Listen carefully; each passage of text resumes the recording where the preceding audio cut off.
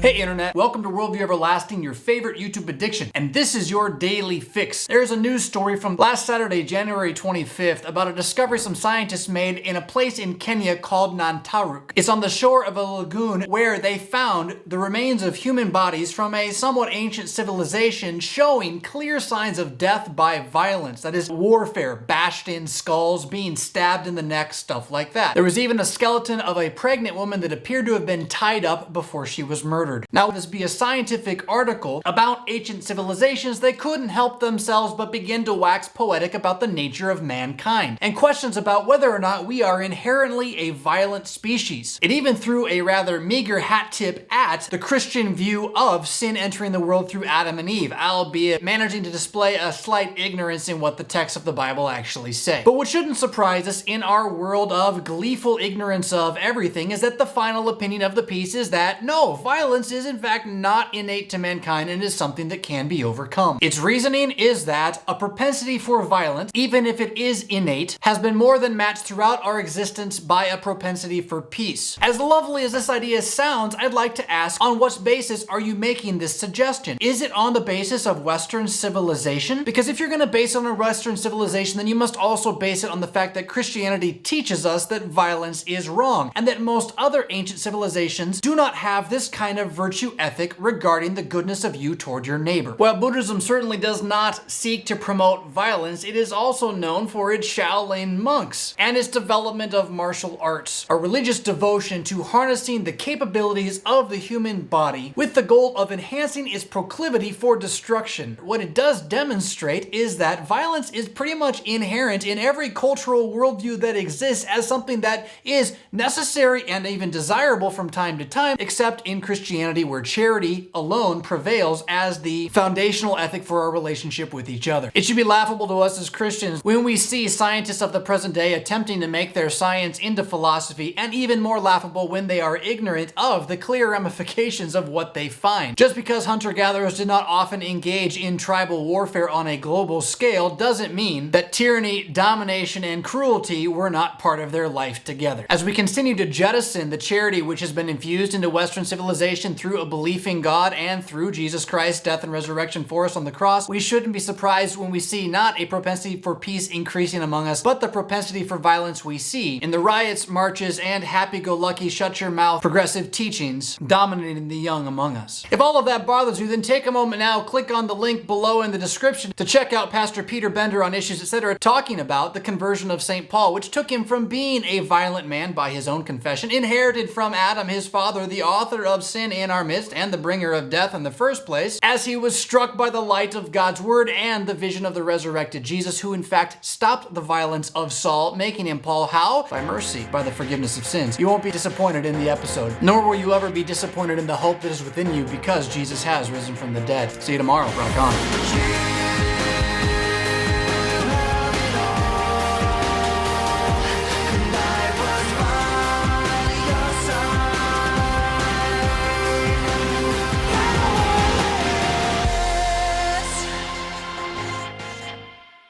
Worldview Everlasting is solid, Christian, and free because it is viewer supported. Your monthly gift of $5, $10, or $25 is the reason that we can continue to improve and expand these tools for online Christian outreach and discipleship. To make a one-time donation, sign up for the Lutheran Ninja Clan regular giving, or to find information about how to put Worldview Everlasting in your congregation's budget, click Donate Now.